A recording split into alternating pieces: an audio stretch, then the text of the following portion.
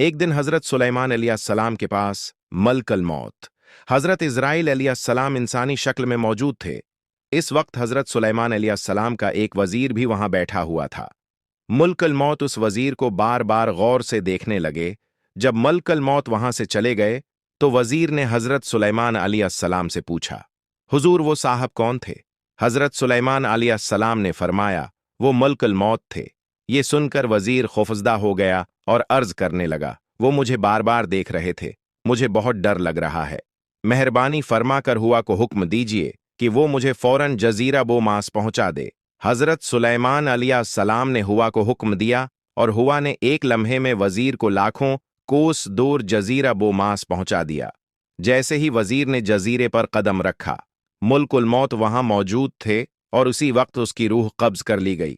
कुछ दिनों बाद मलकुल मौत दोबारा हजरत सुलेमान अलैहिस्सलाम के पास आए।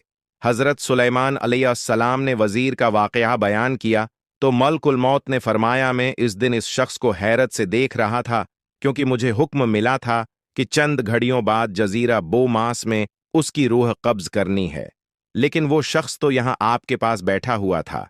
यही है तकदीर का फैसला जिससे कोई फिरार मुमकिन नहीं।